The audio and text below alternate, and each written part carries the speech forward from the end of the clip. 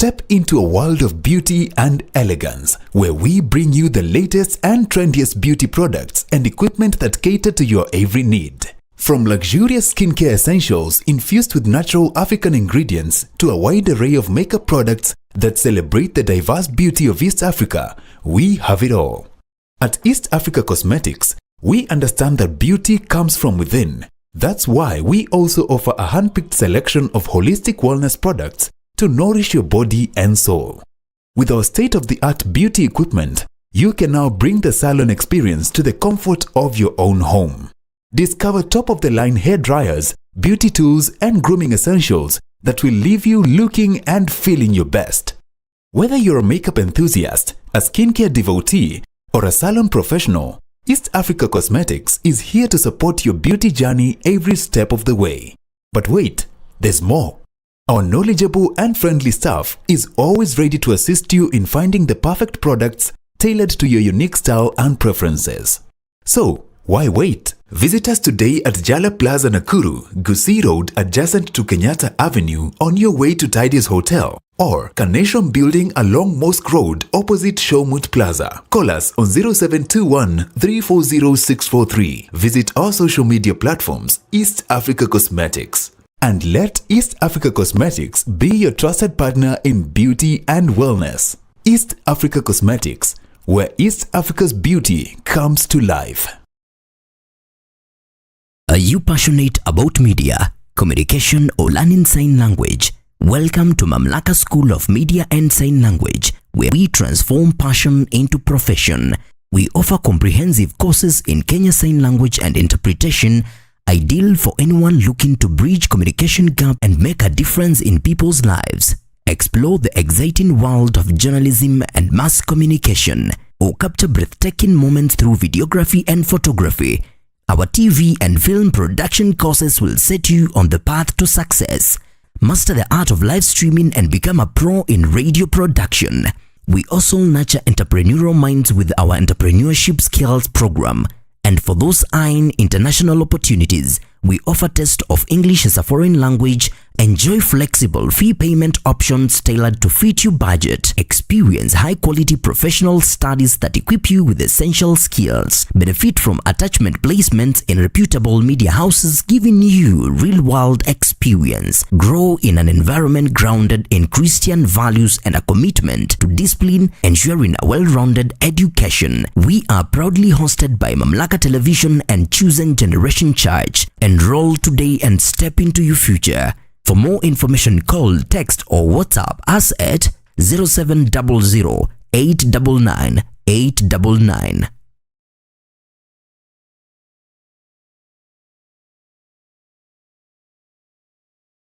Are you ready to take the next big step in your career? Nakuru College of Commerce and Hospitality is a private, TVET accredited institution offering hands-on training from artisan level to advanced diploma. Our intakes run from January to November. We offer a wide range of programs including catering, food and beverage production, housekeeping, tour guiding and travel operations, tourism management, and guidance and counseling. Advance your career with courses in sales and marketing, human resource management, supply chain management, community development, social work, business management, secretarial studies, accounting, ICT, CPA, and CPSPK. Tap into your creativity and technical skills through fashion and design, hairdressing and beauty therapy, plumbing, electrical and automotive engineering. We also provide impactful short courses in customer care, front office operations, public relations, event management, and additional training in guidance and counseling. Enhance your global reach with our language classes in German, French, English, Swahili, and Sign Language and Interpretation. Our programs are examined by recognized bodies including NEC, ICM, CASNEB, NITA, and KISM. We offer flexible learning options, full-time, part-time, and online classes. Comfortable and affordable accommodation is available for students from outside Nakuru. Visit us today at 2nd and 4th floors of Equator House, Nakuru. Call us on 0727 424 698 or 0721 582 532 or email us info@nakurucollege.ac.ke or apply online at www.nakurucollege.ac.ke. Nakuru College of Commerce and Hospitality, defining culture of professional excellence. Dreams come to life when you own a piece of the future, a place you can proudly call your own. And that dream is now within your reach. Ingenious Land and Properties Limited. Discover our projects, each offering you the opportunity to invest in your future. Piave Baraka Gardens, just 549,000 shillings. Miti Mingi Baraka Gardens, an incredible value at 349,000 shillings. Gilgil Langalanga Gardens, your dream home for only 349,999 shillings. Subukia Baraka Garden, secure your future for just 150,000 shillings. Sunrise Baraka Gardens at only 699,000 shillings. For more information and to reserve your spot, contact us on 0723 777 555. Visit www.ingeniouslandandproperties.com. Visit our offices in Nairobi at Unicity Mall Rooms 26 along Thika Road, Gilgil office next to Chawaka Supermarket, and Nakuru office CK Patel Building 8th floor Wing A. Ingenious Land and Properties Limited. Secure your future with us. Step into a brighter future at Better You School, conveniently located in Barnabas along the Nakuru-Nairobi Highway. We are ready to nurture young minds from playgroup to class 1, providing a foundation for a lifetime of learning in a serene Christian setting. Enroll in the ongoing intake and take a step into a world of discovery and growth. Located just 400 meters off Ruby's petrol station on the way to Luna Hotel, we are at the Chosen Generation Church Barnabas Sanctuary. To secure your spot, call 0790-899-899 or visit us at the Chosen Generation Church Barnabas. Better You School, bettering your future.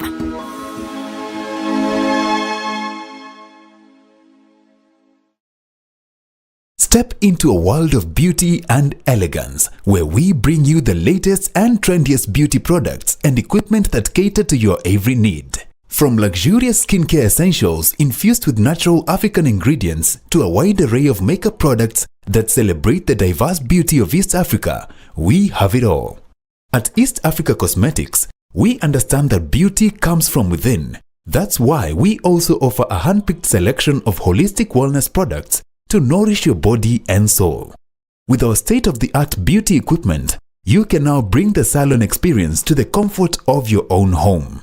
Discover top-of-the-line hair dryers, beauty tools, and grooming essentials that will leave you looking and feeling your best.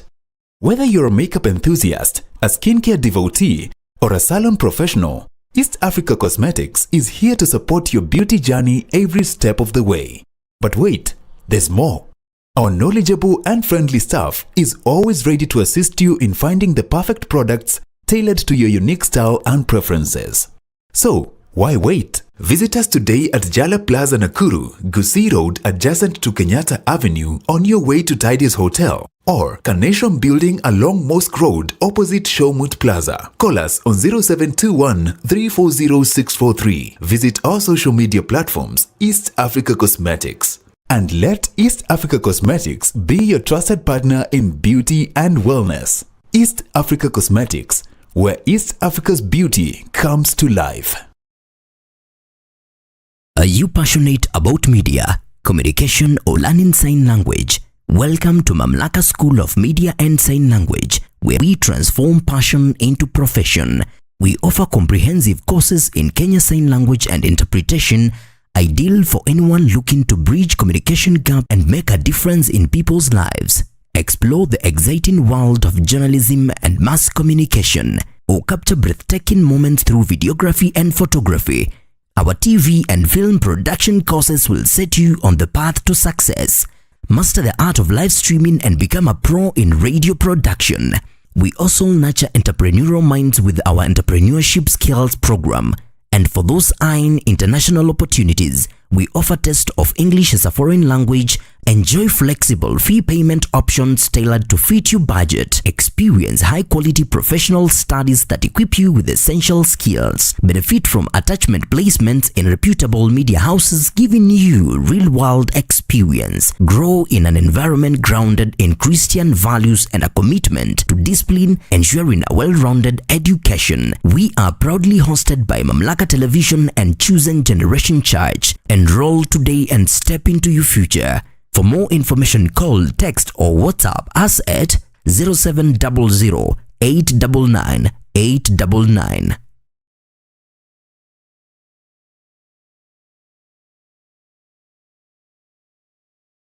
Are you ready to take the next big step in your career? Nakuru College of Commerce and Hospitality is a private, TVET accredited institution offering hands-on training from artisan level to advanced diploma. Our intakes run from January to November. We offer a wide range of programs including catering, food and beverage production, housekeeping, tour guiding and travel operations, tourism management, and guidance and counseling. Advance your career with courses in sales and marketing, human resource management, supply chain management, community development, social work, business management, secretarial studies, accounting, ICT, CPA and CPSPK. Tap into your creativity and technical skills through fashion and design, hairdressing and beauty therapy, plumbing, electrical and automotive engineering. We also provide impactful short courses in customer care, front office operations, public relations, event management, and additional training in guidance and counseling. Enhance your global reach with our language classes in German, French, English, Swahili, and sign language and interpretation. Our programs are examined by recognized bodies including NEC, ICM, CASNEB, NITA, and KISM. We offer flexible learning options, full-time, part-time, and online classes. Comfortable and affordable accommodation is available for students from outside Nakuru. Visit us today at 2nd and 4th floors of Equator House, Nakuru. Call us on 0727 424 698 or 0721 582 532 or email us info@nakurucollege.ac.ke or apply online at www.nakurucollege.ac.ke. Nakuru College of Commerce and Hospitality, defining culture of professional excellence. Dreams come to life when you own a piece of the future, a place you can proudly call your own. And that dream is now within your reach. Ingenious Land and Properties Limited. Discover our projects, each offering you the opportunity to invest in your future. Piave Baraka Gardens, just 549,000 shillings. Miti Mingi Baraka Gardens, an incredible value at 349,000 shillings. Gilgil Langalanga Gardens, your dream home for only 349,999 shillings. Subukia Baraka Garden, secure your future for just 150,000 shillings. Sunrise Baraka Gardens at only 699,000 shillings. For more information and to reserve your spot, contact us on 0723 777 555. Visit www.ingeniouslandandproperties.com. Visit our offices in Nairobi at Unicity Mall Rooms 26 along Thika Road, Gilgil office next to Chawaka Supermarket, and Nakuru office CK Patel Building 8th floor Wing A. Ingenious Land and Properties Limited. Secure your future with us. Step into a brighter future at Better Use. Hello and good morning. Karibuni sana to this show. It's called Mamlaka Breakfast, and wherever you're watching us, this is Joseph Joan and welcome. Tuko na rafiki yangu anaitwa Derek. Siko na script ya kwanza. Ni yenye imefika kwa kichwa. Good morning sir. Good morning too. Endelea pale unaendeleaga. It's very interesting. Today you have admitted that you are my friend. Not just a friend, but you're a good friend. Okay, thank you. Nimeongezea good. Yeah, you said I tafadhali read that part. Good morning. I'm good. Yeah, I'm today blessed. being on Wednesday. Yes. Okay, we have stories that have, or rather we have things that have happened. And yesterday we saw it was during the burial of the late Bridget, that young lady who was shot during the Sabasaba demonstration. Actually, I want to give it a new name. Yeah. It was a shameful day for Kenya, while kids are carrying a cross for a kid. And they were crying. They were crying. You know, I felt like, you know, when the mother was addressing the public, I felt like, were those people watching? Like, police officers were there too? I am not sure, but I'm really ashamed. And I'm crying for my country. When kids are crying because of a simple thing as somebody has been shot, and it's a kid who has been shot. And she wasn't protesting, she wasn't stealing, she wasn't anywhere that we can say the bullet was right free supposed to get her. She was at home akiwatch Cocomelon. Okay, I'm not sure of what she was watching, but literally mtoto wangu akiwa home ni Cocomelon and watch. So it's I'll say it's a shameful day for the people who handle firearm. And it's a shameful day for our country. It's a shameful day. It was a shameful day for even our president. Because everywhere yesterday I was seeing it was all about tears, and not tears from adults. It was tears from kids. I watched a video of her fellow band players. They played for the song while she was being buried, and literally they were praying while crying. Unajua hata pia tukizungumza nasikia mwili kidogo, nasikia kama nywele zinapanda hivi. Kabla tukasirike sana. This is what I'd really like to tell. Na kile kitu ambacho kiliweza kujitokeza hapo jana wakati mama alikuwa anazungumza, anasema kwamba hamna kiwango cha fedha ambacho kinaweza kurejesha mtoto wake. There is none. Anasema watu wanaweza kumsaidia, kumpatia mawaidha, roho yake ikatulia, lakini akasema kwamba justice comes from God. God is the only one who knows those people who killed her daughter. I literally will tell the person who killed that lady, who killed that kid. The earth will never forget. There's a scripture in the Bible that a prophet is calling unto the earth to go and revenge on somebody. And let me tell you, the cries about that girl, the cries of the children, the kids crying, the earth iliona.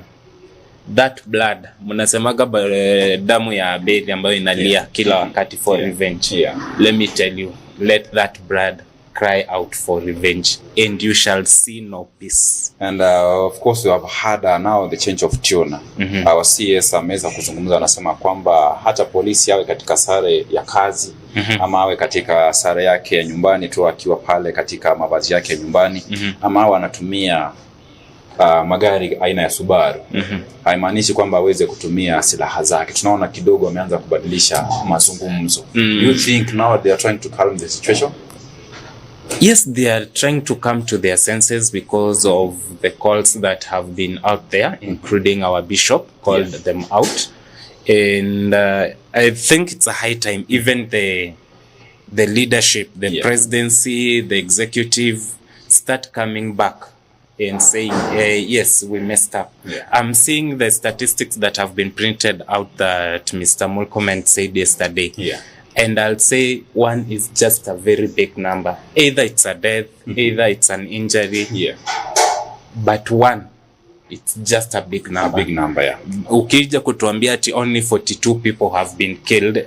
Alafu unaanza kusema ati the activists wanasema ni 57, au unatuambia ni 42, and you like want to downplay it. We cannot only just talk about the 42 numbers, but you can see from reports that have been emerging, we have been told that since 2023 up to now, we have lost 140 people. That is a very big number. I remember the last time I was seated here, I said that 60 is a big number and we should not increase it. But saizi ninarudi, literally the government wanatuambia tulikuwa tunasema ni 60, sasa tunasema ni 102. Hata sitaki kwenda with the activist ama human rights. I want to talk to you about your number. 102 from 2023. That's a very big number. And literally my call, I'll say that one is too many. And that's why the Bible also says that many seek justice from man, but true justice comes from the Lord. Sure. Ni masuala ambayo tunazidi kushinikiza hapo, na mtazamaji, tutakuwa tunaelekea moja kwa moja hadi kwenye gazeti zetu za siku ya leo. I'll be taking you through the Star, na pia my boss atakuwa atakuwa anatuelekeza moja kwa moja hadi kwenye gazeti la The Star. Mimi nataka standard sana. The Standard. Tena na hizi za online. Online na hizi hatuna nini. Okay, it's fine. Okay, let me just have a look at The Star. Kidogo tu niruhusu kwa sababu niliona kuna habari hapo zilikuwa naona tuweze kuzungumzia hapo. Now, this story talks about the demonstrations. And now it has emerged that a police officers fired arms from ambulance during Sabasaba. You can imagine that. That is now becoming an ambulance that we feel, or rather we all know, that is used to make sure that it tries to save life. Now police officers are using an ambulance during Sabasaba. What were their aim? Not just using them, but fired. Walikuwa wanafyatulia risasi kutoka katika. There's something called the rules of engagement. Even if there is a chaos, there is war or anything. Hospitals are always out of bound. An ambulance is always supposed to be protected. Either you are the one who is aggrieved or you are protesting. I remember sometimes back in one of the foreign countries, in Chizamaju, there was a very big protest and the roads were all closed. But there was an ambulance that was carrying somebody. Literally everybody made way for the ambulance to pass. Ungeiona tu iko katikati inapita hivi wakifungaga nyuma yake. But zilikuwa tu zinapita. I think it's a high time even our police, even our law enforcers start knowing there are some rules of engagement. A school is out of bound, a hospital is out of bound, the journalists are protected. Either as a journalist, I need to be with the people ambao mnapiga. And literally speaking, munawapiga. I need to be with you.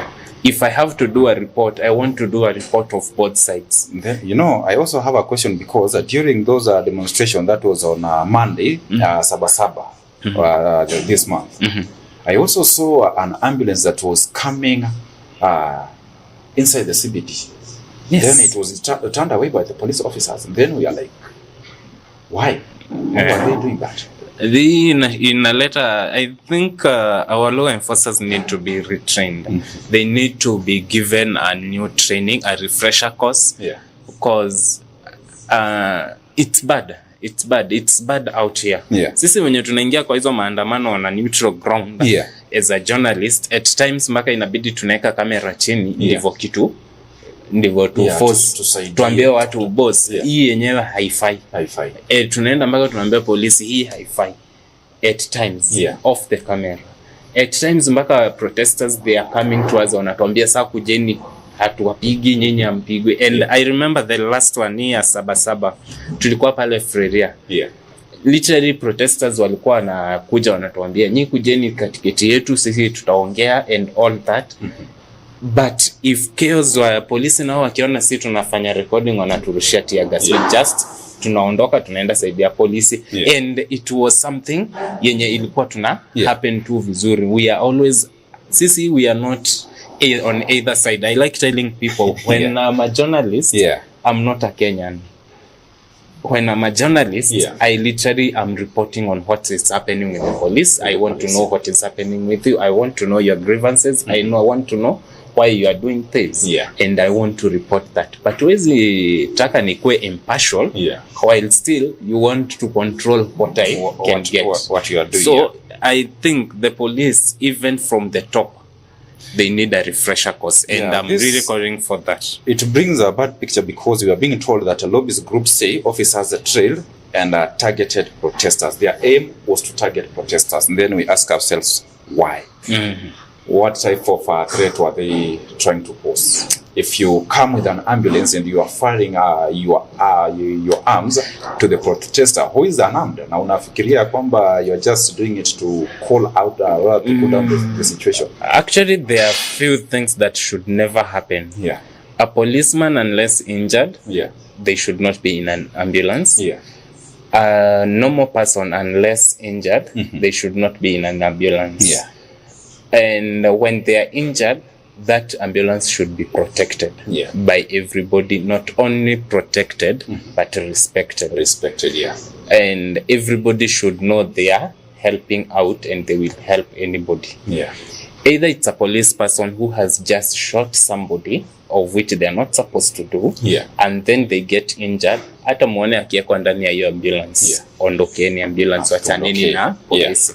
But when the police start using that as a mean of transport to go and tear gas, ama shoot, ama do something, it's out. Because there is this now a notion that is in Kenya, and even the company of Subaru should now start being worried. Because mtu yote mwenye akona Subaru right now akionekana, hata Subaru ionekana imepita hapa hivi size. And everybody is fearful. Right now people are selling out their Subaru cars. And a time like this 2 years ago, owning a Subaru ilikuwaga with another notion, ambayo ilikuwaga it's of pride. But sahizi uonekane na Subaru imepita tu hivi, mko wawili ndani, hata kama inapiga kelele inatoshana aje. Ni jana Katrina alikuwa ananieleza kwamba now he had that ambition of buying a Subaru, but now he thinks like Katalini, enda ununue Vitz. Sijasema wewe unaweza afford hiyo, but at least haitafanya upigwe na mawe na kila mtu. Kutakuwa na ile ya in quotes, if you have a Subaru, you are the man in the black suit. In black suit, you are a killer. And your ways are not very, very, very well known. Yes. Yeah, that's the story that I wanted to talk about in the Star, because I felt like hata mtoto mdogo akiona gari la ambulance anajua kwamba hilo basi limebeba mgonjwa ama linaendea mgonjwa, na anajua kabisa akiliona gari hilo then anajua. And actually the other day I was listening to somebody say that an ambulance, it's not only to carry a sick person. It's not only going for a sick person. Not only carrying a dead person, because they also do carry. But also iko vitu mingi sana inaweza kuwa ikifanya na usikie imepiga kelele. Time sensitive. Like for example, there is an organ ambayo imepatikana in Nakuru, and the recipient ako Nyahururu. Unapata inaekwa hiyo organ yenyewe inaekwa hapo ndani, and only one person ako kwa ile gari, na ako healthy kabisa, na itapiga kelele mbio na inataka iondokewe. It makes sense. Maybe there is blood. Maybe a person in Gilgil dispensary anahitaji a certain type of blood ambayo iko in PGH. Itaekwa ndani ya ambulance, alafu iwekwe vizuri, ikimbishwe. Why? It is time sensitive, and literally inaweza kuwa just one pinch. So let's respect the ambulance. Hata waendeshaji wa barabarani, tafadhali ukiona ambulance imekuja na imewasha mataa, yule driver anaweza kuwa na mbio zake, but very rarely will you find him akikimbia just because anapenda kukimbisha gari. Ni like the fire brigade thing. Squeeze wanasema wanakimbisha tu wakati wanauza maji. And I talked to somebody else, akaniambia no, si atuzage maji. Maji iko kwa pipe. When you talk about respect, it's also good to urge the public, because you have also other people who do other illegal businesses. Like the other day we were talking about an ambulance that was held by police officers because they found some cocaine. And that's the thing that we have to talk about. When you talk about, I just want to be the devil's advocate and say cocaine is a medicine. So tuachaneni nayo. Ni ambulance, ikimbisheni pali itaenda, ikitolewa ndani ya ambulance. Now get it. Wachaneni na ambulance yetu. Respect the ambulance. But that I'm not downplaying the illegal businesses that are being done by fake ambulances. Unapata mtu tu amebrand na ameweka hivyo but anafanya vitu zake. But at the end of the day, we ought to be having this level of respect to ambulances, whereby yes, imebeba the illegal thing, saa hizo iko nayo, and as I said, cocaine can be deemed as a medicine. It's a curative thing. Hata bangi ni curative when used under prescription. Under prescriptions. I'm not here to tell people to go take okay, it. Fine. Now tell us something. But here it is. Tuifuate. Yes, mmebeba bangi na ni gunia 8. Sawa. Si tuwafuate tu, hata tuwasaidie kufungua barabara vizuri. Tuone wanaelekeza. What I said, tuone nyinyi fikisheni kwenye mnaenda. Hata tokeni hapo pale mweieka. Sasa tuitoeni. Kesi anzia. Because the ambulance should be protected, just as State House, just as a protected area. It should be respected, protected, and treatiwe with honor. With the honor, Literally, ikitokelezea hivi polisi watu wanastahili kupiga salute. Ndivyo tuweze ku get that. But ikifikisha tu bahali, wacha tu, hata kama itashinda kizurura, tushindeni tu tukifuata, si itaisha mafuta. Si hiyo kitu lazima tu. You get my nini? With that, itafanya mpaka we as normal citizen, we as Wanjiko and Njoroge, Umondi, Catalina, and Motisia, Catalina ingekuwa hiyo. Tutaweza respect with the same caliber of respect. Ni sawa, umeibeba uko ndani ya ambulance, sisi hatuna shida na wewe. Ni sawa. That is okay. Kaa tu ndani, but hautoki naye. Ukitoka, ikifika kwa nchi yetu, that is wrong. It's the same thing as a church. A church is a refuge place. Hata kama kuna nini inaendelea and people run to a church, polisi wanastahili tu kukaa nje. If they want to come in, they can come in and worship pamoja na wale wezi walikuwa naiba. And they worship. Hata kama watatengeneza kesha ya siku 4, it's a worship place and somewhere that should be respected. Si ati mnatoka huko hivyo mnakuja mbio, mtu amekimbilia church, mkuja mkishutige, mkishikaga, mkikosigi fujo. That is not right. And I understand there are procedures. If somebody runs to a church and they are in the wrong, there is a procedure and a way ambayo inafuatagwa huyo mtu atoke in a very peaceful way.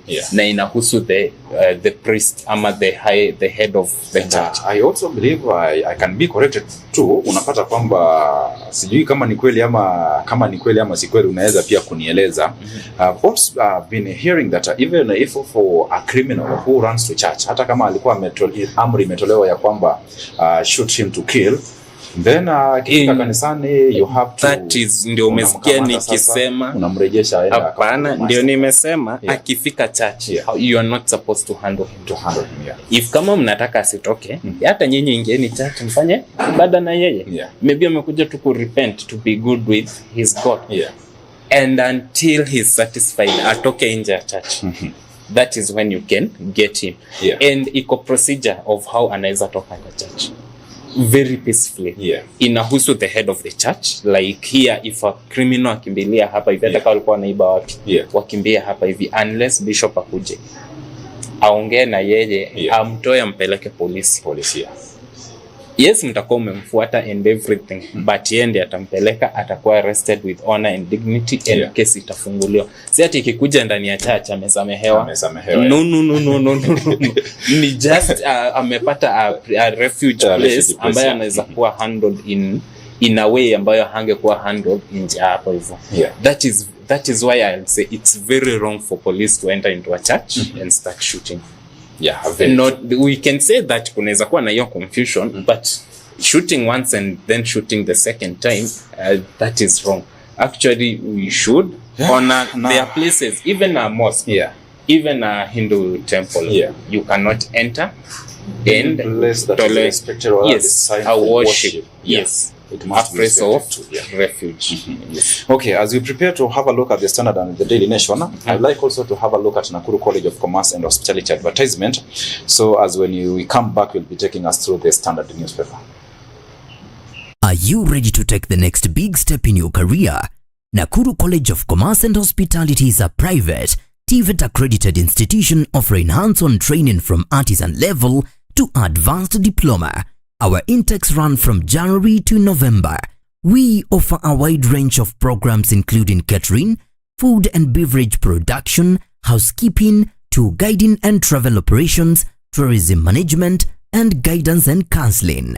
Advance your career with courses in sales and marketing, human resource management, supply chain management, community development, social work, business management, secretarial studies, accounting, ICT, CPA and CPSPK. Tap into your creativity and technical skills through fashion and design, hairdressing and beauty therapy, plumbing, electrical and automotive engineering.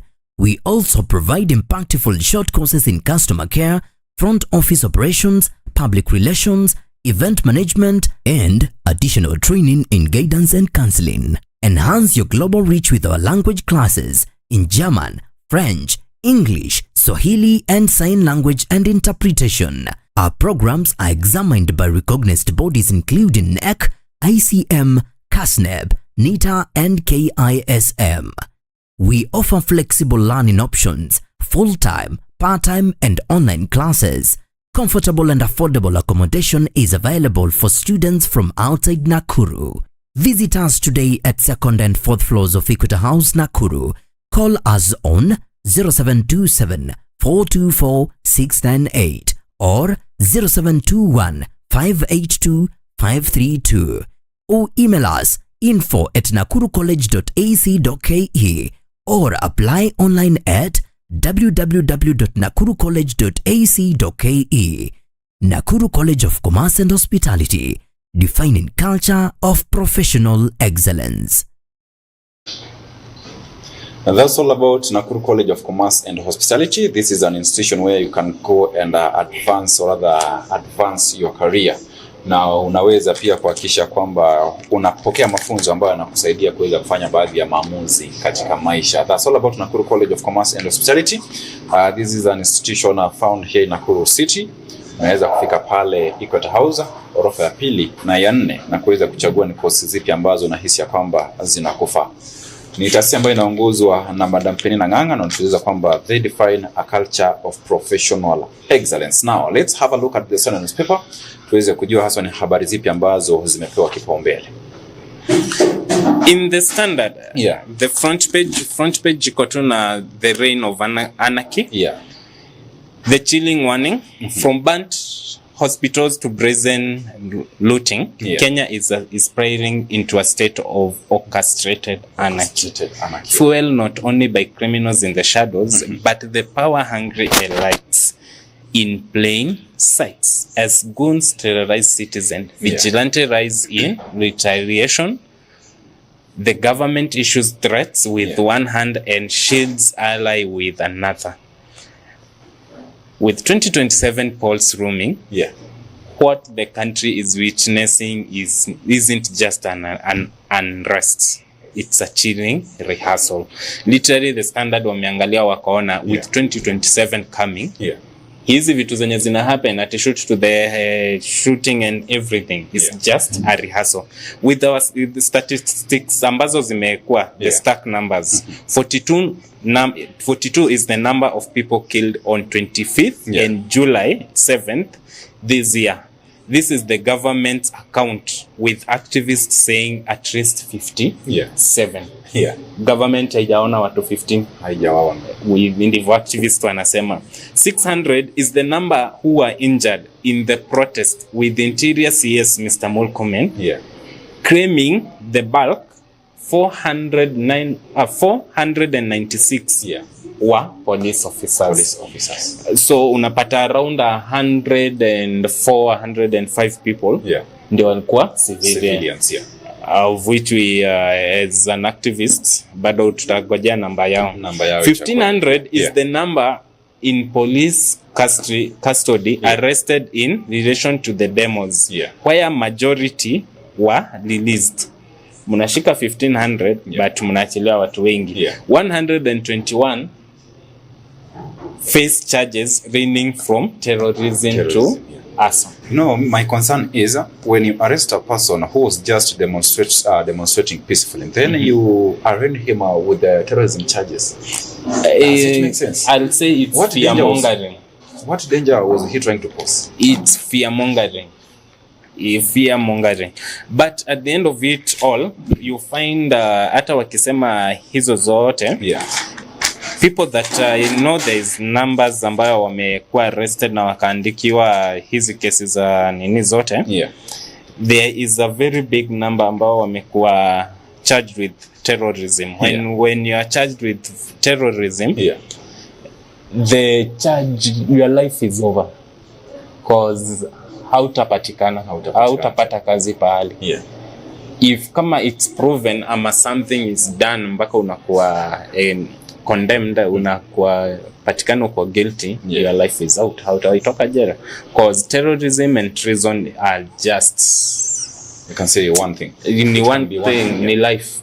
Ni life. And literally you'll be treated as not as a Kenyan, but as a terrorist. So being branded in your Gen Z age, in this age ya Gen Zs, unakuwa branded as terrorist, literally life yako imeisha, even if hautawai toka, the records will remain. Do you feel like this is now the time they tell us those who are arrested, because you cannot just uunganishe watu wote alafu tuambie hawa wote ambao walikuwa katika maandamano they were terrorists. Then on the other hand, we have had stories that we have demonstrators who went too far to burn a court in Kiambu. That was in Kikuyu region. Then those were people who are also vandalizing our police station, police posts. Unapata kama wanafika pale wanachoma. I think those people, they are the one who should be posted as terrorists. Yes, and they will come and take normal people that were arrested in those areas and say hawa ndio walifanya. But you go talk to people on the ground, they will tell you that hapana, hawa si hawa walikuja. I've seen a video securating of one of the supermarkets that was banned. The police came, wakapata kamoto kadogo, wakafanya hiyo moto ikuwe kubwa. And still hawatasema si polisi walifanya hiyo moto ikuwe kubwa. They look for a way. Hata sio kufanya moto hiyo kubwa. Mimi kitu ambacho kilikuwa kinashangaza, they were just there standing like nothing is happening. Wagoje ipepeteke vizuri. So you find, and they will come and say sisi firefighters, si tulipata moto, tukalinda watu wasiingie, ndio watu wakuje kupoesha moto. But at the end of the day, it's becoming a land of anarchy. People eat people, man eat man. Are we supposed to be worried? Because very much. Keeping in mind that we have had stories that one of, or rather some politicians, both from government and opposition, they are being accused of being responsible, rather for this protest. Keeping in mind that we are waiting for the election. I'm very worried, especially because of tomorrow, because of the future. I'm not fearful, but just worried. If the trend continues the way it is continuing, 2027 will be bad. Because number one, people are not going to accept the results of the IEBC. The Gen Zs are already saying that this will not be happening, and this we cannot accept. The government and Mr. Ruto is out here saying that we cannot, and let me not be quoted. The people in government, the people who in power are saying that there is no way Mr. Ruto can lose. Actually, one is quoted wakisema watamuibia. So at the end of the day, on page number 3 of the Daily Nation, we are being told that Fahima Abdallah, new IEBC vice chair, is a young woman of many fast. We have people who feel like these people are associated, rather they have a relation. We can say they are friends with some politicians. I like the story of Fahima, and literally I'll ask Kenyan to go and read her story very well on page 3, because she will be the first in doing so many things. And as a lady, she has accomplished, she has set pace for the young ladies, somebody who should be looked up. But with the current state in government, her position inaweza umiza her future. Let me go to another story ambayo inataka kukasirisha watu. And yesterday we saw the controller of the Auditor General speaking, and he was in the parliament akiongea na parliamentarians, the National Assembly Public Accounts Committee yesterday. akaenda akaonesha how 723 schools gobbled 3.7 billion in capitation due to irregularities in the actual number of students registered in the NEMIS. It also details how 33 of the sampled 83 schools were non-existent. And ghost schools. They are ghosts. We have ghost students. Ghost students. Because the number of the registered number in the NEMIS na ukienda kwa ground vitu vichenjanga. Yeah. So unapata tumeregister, we have like 1,000 students, but on the ground literally we have 200. So tutapewa capitation ya 1,000 na tunaendelea na life. You know, me, I'm still asking myself. And then and then remember, there are 723 schools ambazo zimetumia hii pesa with ghost students. Na ni pesa mzuri, 3.7 billion. But at the end of the day, we go sample out, tunasema wacha tuende tutembelee kati hizi shule zote, tutembelee only 83 schools. Now I understand this phrase that most of the people use. Au kusikiza utamwambia hii ni Kenya. This is Kenya. Then I'm asking, tunaenda okay, out of all those schools, we've only sampled 83, not even 100. 100, Not even 100, but 83 out of 723. And then we find 30 of these schools, they never exist. Hakuna kitu kama hiyo kwa ground. Hakuna shule, hakuna building, hakuna gate. It is happening. Hakuna shule 33 out of 8. Shule 33 out of 83. Hakuna shule. You know, this is happening under the watch of the government. Remember, we also have the Ministry of Education that is led by Waziri Julius Ogamba. Unataka kuniambia kwamba hakuna kitu wanajua?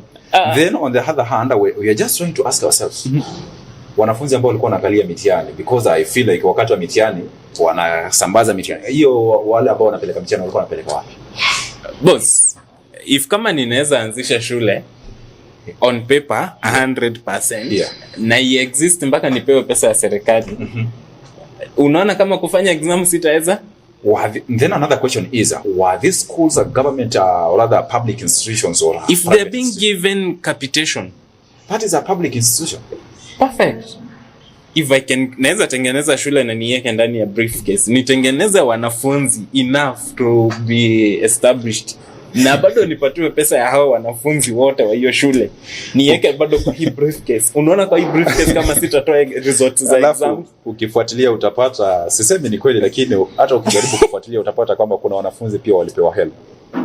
Boss, mpaka wanapewa help wanafunzi hao, I'm sure kuna walimu kwa hii shule wanalipwa mshahara. Kuna buildings zimejengwa za hii shule na bado zimejengwa na mpaka unapata MP mwenyewe. I'm very sure if I continue reading, utapata zimepewa basari. Pia ukifuatilia kumekuwepo na mkutano wakuu wa shule za upili, mpaka meetings. Hao walimu wakuu wa shule walikuwa katika mkutano huo wakilalamika kwamba there have been a delayed capitation. Sana. Actually, they will be the first to complain. These are briefcase schools. 33 out of 83 schools ambazo zilikuwa visited. Ziko kwa briefcase pahali. Then why should they wait for ziko na wanafunzi wamejaa ndani ya briefcase? How are we receiving this story from the Auditor General? For school to be registered, lazima iko na land. Meaning kuna land ilinunuliwa. Kuna shamba ilinunuliwa mahali. Iko wapi? Some briefcase. Usually iko na gate. This is not funny because I find it more challenging because we are being told like the story is on page number 4 of the Daily Nation, and in numbers we are being told that the schools and amount flagged we have at 33. This is the number of ghost workers. The number that you have just told us 33. Not ghost workers but ghost schools. Najua jana pia nilikuwa naangazia habari kuhusiana na ghost workers even in the Ministry of Health during the COVID-19 pandemic. We had workers who posted as medics, rather medical officers. Now today we are talking about ghost schools. Then soon we are going to talk about ghost airports. We are going to talk about ghost roads because if we can hear these stories, wacha mambo mingi, ingia field, ingia huko hivi. Literally go to the ministry, to the public records of what road has been made and how it has been made. Chukua tu ile paper, enda exactly hapo. Yeah. Utapata ni rangi walipaka. I want to read something. Yeah. An audit inspection of 83 schools sampled established that there were 14 schools that received capitation totaling to 16.68 million. However, the school did not appear in the county director of education's record, while CDECs were not aware of their existence. Yeah. We raised the question yenye tu unauliza tu vizuri. Yeah. Waliweza aje kunini kuregister shule? Yeah. Wakati TSC bado inawatumia wanafunzi? Inawatumia walimu. Samahani. Inawapea walimu. Yeah. NEC bado inafanya exams huko. Mitihani zinatumwa. KIPSEA bado system inaendelea huko and they don't exist. You know, I can imagine wakuja watuambie we are running out of facilities like classrooms. Wanafunzi ni wengi, so we want some more competition. They are the first one to come and try to tell us that this amount is not enough for, like for example, we had a discussion about the 2,244 shillings that is paid by the government to a student. They can be the first one to come and say, or rather and tell us this amount is not enough. Yes, they'll bring a lot of trouble, a lot of hula balu. You know, sababu unajua kuna mtu anaweza kula vizuri. This can be the reason why you have had stories that some civilians are also trying to build their own police stations. Actually, I'm in support of that because kama kutakuwa na shule ambazo hazipo, ziko zimekuwa zikipata capitation lakini hatuzioni na hatuoni pia wanafunzi. Na pia on the other hand we had story that a citizen just decided to build his own police station. Unajua ukiona shida imetokelezea pahali, yeah, and you are capable of doing something, you literally can do it, but do it in a orderly manner, in a nice way. If you ask the people around there the stories that they were saying, hii polisi ilikuja na ikatusaidia. So wewe wenyewe wako wanataka itoke cause ili solve a certain problem.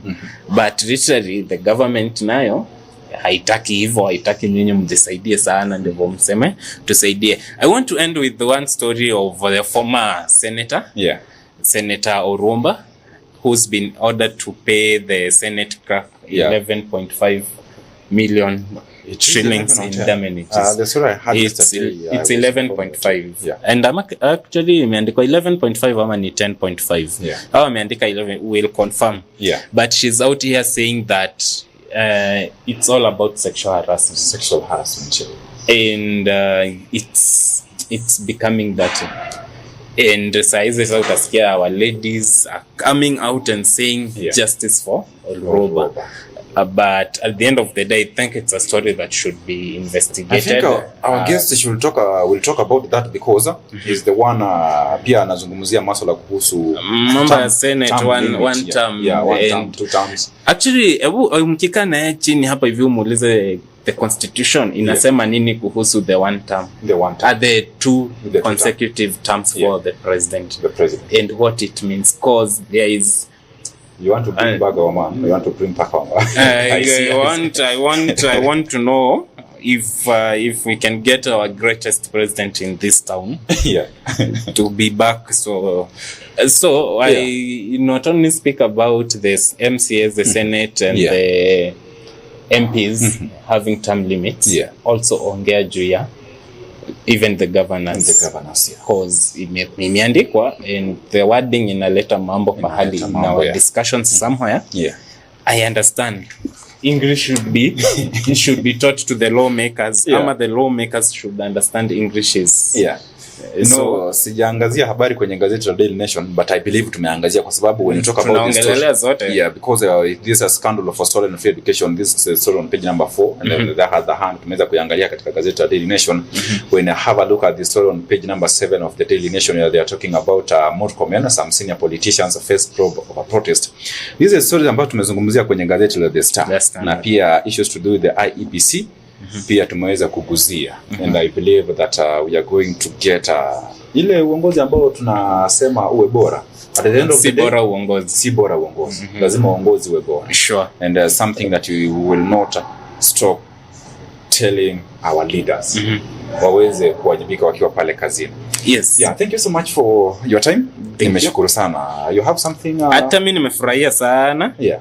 Let's mimi nienda ile side nyingine. Yeah. I work on some few things. Yeah. Tupatane na watu saa lunch hour. Yeah. Cause today Bishop anahubiri topic nyingine yenye tu ninapenda. I think we are going to have a sit down with Bishop. Yeah. Atufunze juu ya eschatology. Unajua eschatology ni nini? Yeah, mimi najua. Kwanza wakati tulikuwa tunafunzwa nilikuwa nasikia ninatetemeka hadi ndani ya moyo. So I think there is something that will be cooking. Yeah. To understand vile tunaenda binguni na binguni ni wapi, sana binguni ni wapi. And on the other hand, sababu Bishop alisema ni mbali, so yeah. So I really want to know ni wapi. Yeah. I start preparing to go. Nilipe fare. But all in all, yeah. Thank you very much. Yeah. Thank you for joining us. Keep safe, keep healthy, yeah. Eat healthy. Kuna baridi, vaa nguo za baridi. Yeah.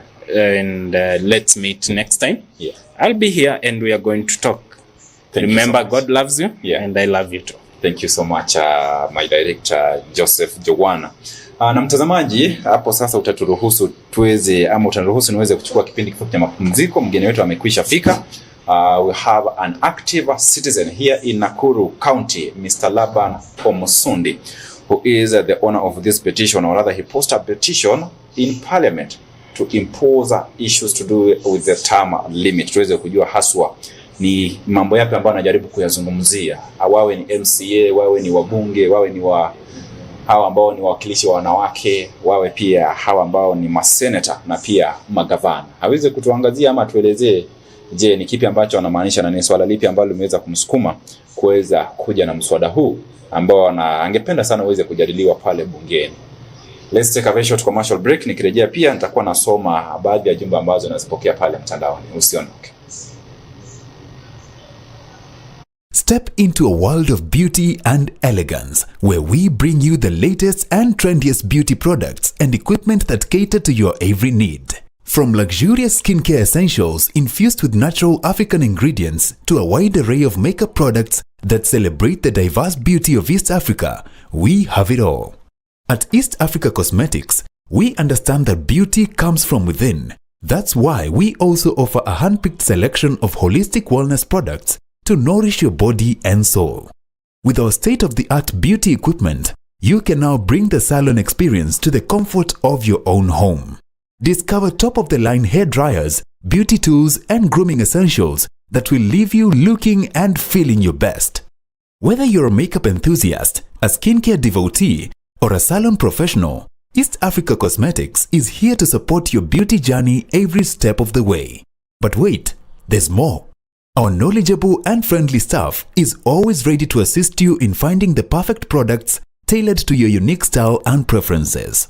So, why wait? Visit us today at Jala Plaza Nakuru, Gusii Road adjacent to Kenyatta Avenue on your way to Tidy's Hotel, or Carnation Building along Mosque Road opposite Showmut Plaza. Call us on 0721 340 643. Visit our social media platforms, East Africa Cosmetics. And let East Africa Cosmetics be your trusted partner in beauty and wellness. East Africa Cosmetics, where East Africa's beauty comes to life.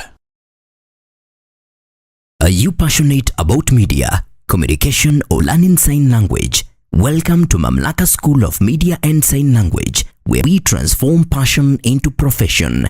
We offer comprehensive courses in Kenya Sign Language and Interpretation, ideal for anyone looking to bridge communication gap and make a difference in people's lives. Explore the exciting world of journalism and mass communication, or capture breathtaking moments through videography and photography. Our TV and film production courses will set you on the path to success. Master the art of live streaming and become a pro in radio production. We also nurture entrepreneurial minds with our entrepreneurship skills program. And for those eyeing international opportunities, we offer test of English as a foreign language, Enjoy flexible fee payment options tailored to fit your budget. Experience high-quality professional studies that equip you with essential skills. Benefit from attachment placements in reputable media houses, giving you real-world experience. Grow in an environment grounded in Christian values and a commitment to discipline, ensuring a well-rounded education. We are proudly hosted by Mamlaka Television and Chosen Generation Church. Enroll today and step into your future. For more information, call, text, or WhatsApp us at 0700 899 899.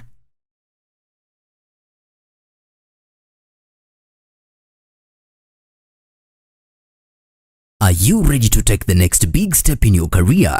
Nakuru College of Commerce and Hospitality is a private, TVET accredited institution offering hands-on training from artisan level to advanced diploma. Our intakes run from January to November.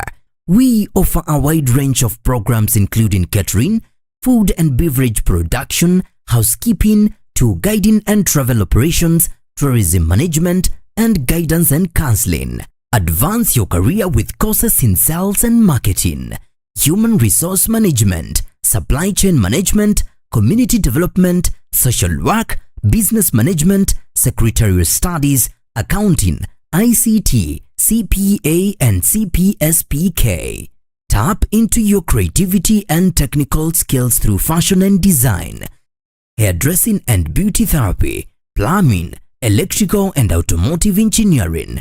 We also provide impactful short courses in customer care, front office operations, public relations, event management, and additional training in guidance and counseling. Enhance your global reach with our language classes in German, French, English, Swahili, and sign language and interpretation. Our programs are examined by recognized bodies including NEC, ICM, CASNEB, NITA, and KISM.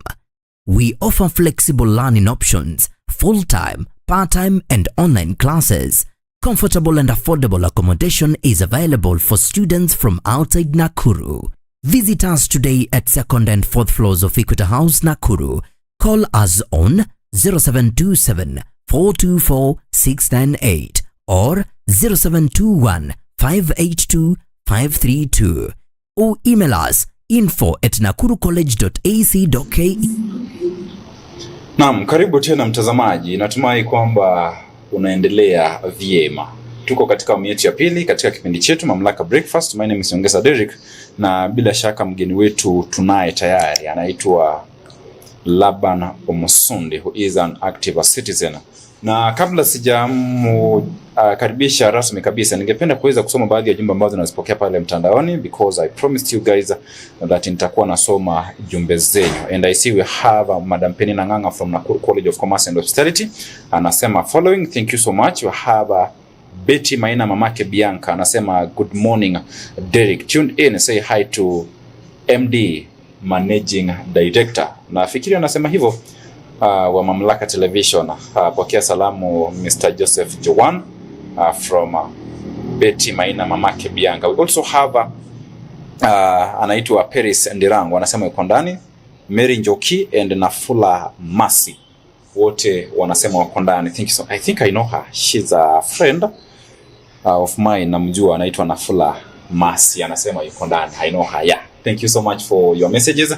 Na kwa mtazamaji wapo, basi una ujumbe ambao ungependa kututumia, hakikisha kwamba unatumia mtandao zetu za kijamii vyema zaidi, Mamlaka Television on Facebook, na pia kupitia ukurasa wangu wa Facebook Nyongesa Derek Official, na pia vile vile unaweza kutumia nambari zetu za simu 0721899899. Nambari ya simu nyingine ni 0700899899. And I want to make a clarification, or rather to make a correction, because I told you that our petition was in a National Assembly. Not that way. This petition, it is in High Court. Na ni swala ambalo ningependa tuweze kulielewa sisi sote pamoja. A petition seeking for 2-term limit for elected members of parliament, na pia vile vile wawakilishi wadi. Mr. Laban, good morning. Good morning to you. How are you doing? I'm fine, sir. I see you are an active citizen. You are the only person who I'm hearing you are causing unafanya viongozi washikwe na tumbo baridi ama wapate joto mwilini. Okay. Okay, specifically kwa majina naitwa Labano Msunti. Mimi ni mkaji wa Nakuru. I'm an active citizen on matters related to governance na politics. Basically mimi na kusema kwamba wengine na jimbo joto ama namna. Okay, the constitution we have leaders ambao wanajua. Kwa mfano kuna kiti ambacho kizungumzia kiti cha seneti, unapata kwamba katika kaunti fulani unapata kwamba they always know hamna mtu ambaye anaweza kumuondoa kiongozi fulani. But before that, have you ever been in political activities or rather political activism before? Okay, it depends how we look at it, but basically I've been in politics. And in some case, I'm aspiring to be 2027 Nakuru Senator. Senator for the 2027. So I'm really in politics, and politics is part of me, and that is something that I believe ya kwamba politics in affect jinsi ambavyo tunavyoishi. And we have to engage in politics to make our governance to work correctly, so that now we can create some little heaven here on earth before the really heaven up there. Now, coming to your petition, what inspired you to bring this petition, or rather to start this petition? Okay, basically my petition was so much informed with several things. When you go around, you find that in Parliament, the National Assembly, there are members of National Assembly, MPs, who have served so many years without interruption. So my case, and you look at the performance of these MPs, actually, there's something that is wanting in terms of the outcome of their performance. And several of them, you find them, they are hecklers, if I may put them so. And when I kept wondering how can we remove these people from the parliament, but now I was so much limited because they go to the people, they use their connection, they use their money, they use their influence, and they automatically become re-elected back to the National Assembly. When I went to the Constitution, the Constitution of Kenya talks about term limit for the president, talks about term limit for the governor. And when we go to general election, we are electing 6 people, which is now women rep, which is the president, senators, governor, women rep, MCA, and a member of National Assembly. So my case is when you look at the 4 seats, which is the MCA, member of County Assembly, which is women rep, which is the National Assembly, and Senate, the Constitution is silent when it comes to term limit. It's just silent like that. So when you look at the other side of the law, Article 27 of the Constitution talks about equal application of the law. All of us, we should be treated equally before the law. So my question was, how do we, why is it that the president and the governor have been given term limits, and why not the other 4 political seats? And now this is the question: does it mean that we understand the term limit? Ama hatuelewi kabisa inamaanisha nini? Because we have people who feel like if I vied for a position here in Nakuru County and I served for 2 terms, I can still go to Nairobi and try to vie for another position or other, na niweze kuchaguliwa. What does it mean exactly when you talk about the 2-term limit? When you look at the Constitution, I cannot remember my memory is not serving me clear, but when you look at the president talks, the Constitution talks about that a president will serve 2 terms. 2 terms, So he cannot go to any, maybe if he wants to vie another seat, he or she can vie for governor, can vie for MCA, but can vie for... it has never happened. It has never... A leader from the office of the president, because he served for two terms, and because rather he feel like he can still do some leadership, some governance, and try to vie for a governor position. I agree with you. Never worked. It has never worked. Or can it happen? It can happen because the Constitution allows someone like someone being a president can go and vie for the governor. There's no restriction in terms of someone from wherever, from being a president and goes to. But now when it comes to governor, we saw the Constitution talks about term limit for the governor. For governors, 2 term. 2 term. It's just 2 term, silent. So if someone vies, let's take an example, Mandago was the governor for Shindigishu for 2 terms, from 2013 to 2017. Yes. And then he cannot come to Nakuru and vie in Nakuru because already he served his 2 term in Washindigishu. So he decided to go and vie for Senate. Yeah. And now the constitution allows the benefit, those opportunities are created for him to go and vie for such a kind of a position. Yeah. And the constitution allows. But now when it comes to for senators, there's no term limit. The constitution is silent. So my critical question was, why should we limit others and not others? And not others. The law should be applied equally. Equally, yeah. Now, simply because the constitution has already protected, it's not an act of parliament where we will go to court and challenge it. You cannot challenge the constitution itself. So my concern was that the application for governor that limits the governor and the president for 2-term limit should apply, should trickle down to other political seats. That is my argument before the petition. And the first step that I did when I look at those gaps that are in the constitution, I petitioned the National Assembly because the constitution, the makers of the constitution came, allowed the parliament to make other laws that are in support of the constitution. The constitution, yes. So the makers could not make everything. Actually, it is impractical. So the emerging challenges and that are emerging the community, the parliament is there, the Senate is there to adjust and make the necessary laws that will comply with the constitution. And why do you believe in why do you believe in this 2-term approach limit, or rather 2-term limit approach that you feel like this is the right decision? Do you feel like some leaders they even don't deserve that one or that 2-term, or the 2-term is not just enough, or rather it is enough for them? Okay, to some extent, there's such a kind of school of thoughts that someone will tell that if someone is good, let him serve internally. But when you look at the principles of democracy, it talks about rotational leadership. And in America, we have had some good leaders, some good presidents, president like Obama and so many others. But we should not... The makers of the Constitution of Kenya foresaw such a kind of development that even if someone is good, let him be limited to 2-term limit. They had a reason why they developed a limit of 2-term. So, hata kama ni mzuri, ni mbaya.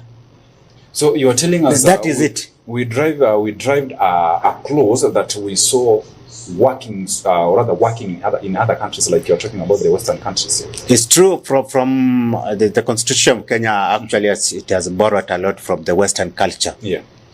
More so American, the American Constitution, and that is where several provisions of the Constitution, the makers of the Constitution, actually borrowed from the Western lifestyle. So they foresaw, and from history, when you looked at Moi leadership, Moi ruled for 24 years and became a dictatorship to some extent. And from that experience, the makers of the Constitution saw it necessary for us to have a term limit. And to me, which I borrow so much, that someone wherever, hata kama ni mzuri, hata kama ni malaika, wacha serve 2 terms. Like for example, let me ask you this question, because you're trying to bring in an example relating to the late President Daniel Arap Toroitich Moi during the reign of Kanu. We had one political party. Then he ruled. We have people, or other people felt like he was a dictator. When you listen from other people, we have who will say he was a good president. Now, for example, like we have this country like Rwanda. They have their leader. If we have a leader who is working, his aim is to make sure that we have a country, or rather a nation, that is working, or rather it has a good environment. People are very well. Do you feel like you are going to limit that person to make sure that those ideas or other agenda that he has for the nation will work? Like, why should we have a 2-term limit, and on the other hand we have, or rather we are electing leaders ambao wameharibu sasa mazingira kabisa? Like for example, in our country, right now people are complaining. Of course, not everybody is complaining, but people are complaining that the high cost of living, and they're trying to compare this regime with the PNU regime too. Okay, I agree with you, but when you look at when we enacted the Constitution of Kenya, we had a reason why term limit was enacted. Yes, for the president. Irrespective of the fact that someone is good, the makers of the Constitution saw it good that someone should serve 2-term limit. And when you look at the word democracy, democracy, and you look at several scholars that have been there, democracy dictates a rotational leadership. That is what I understand when it comes to issues of democracy. It requires rotational leadership. But someone ya kwamba that excuse has been there. Ya kwamba kama mtu ni mzuri wacha endelee tu. But hata kama mtu ni mzuri basi kuna watu wengine pia nao ni wazuri. Let us also experiment some other good leadership of some other peoples. So the rotational leadership as required by the so-called democracy is a necessity for us to have a term limit for any leader, more especially for these political seats. But kama mtu anataka kuserve internally until it's time for retire, then akuwe a civil servant, like someone being the other civil services. So you don't have any problem, like for example, you are elected in a position of a governor and people are echoing your leadership. Yeah, as Laban Msundi, if we become elected as a governor and nifanye ile kazi mzuri yenye watu wanapenda, term limit should apply. You don't even care the person who will be coming in. Should apply to change the situation. If we say that ni mzuri aendelee, another person who is a dictator will come. And now that person will rule pale mwisho, aanze kutumia some other mbinu, aanze kuendelea more than 2 term. And kuna watu pia nao, kuna madictators ambao ni wabaya, na kuna bado wale ambao ni wabaya. Kuna watu ambao wanapenda wale madiktata wale wabaya because they are benefiting from the system that is there. You look at the previous regime of Moi, there are so many people who are benefiting from that regime. Ambao so many people will acquire so many mashambas here and there, and so there are people who benefit a lot from the dictatorship, from the regime, and they will not wish that regime to be wished away. So I believe the democracy dictates term limit. And that's why you are telling us that 2-term limit should not apply to the president alone. Should not apply to the president alone, should trickle down to other elected, political elected offices. And what do you think that you saw that were the main challenges that made you post this petition? You saw any challenge in terms of leadership, rather the style that leaders are using? We have seen so many MPs tuko na MP ambao wameserve kama Mugabe kwa parliament, and the parliament, if you look at the constitution, has empowered the National Assembly to do what you call oversight and legislation and representation. And I believe that if the parliament will do its work, so many things that we are seeing around in terms of abduction, in terms of high cost of living, it will regulate so many things that is happening at national level in terms of executive misusing. You look at today's Daily Nation. So many billions are being siphoned through ghost schools. What is the parliament doing about it? The parliament is silent. And these are people who have been in the system, wamezoile system, so the norm is accepted as, the corruption is accepted as the norm. So it is a lifestyle. So a change, we need some new faces actually who will come into the system, at least to bring some change. But when you have more than half of the people being re-elected to the National Assembly, and the same people are the people who are perpetuating the so-called corruption, we don't see Kenya becoming the little heaven. We cannot see Kenya becoming Singapore. We cannot see Kenya becoming the first world country. The so-called viciousness of poverty and the so-called impunity will reign forever. And we shall keep on lamenting.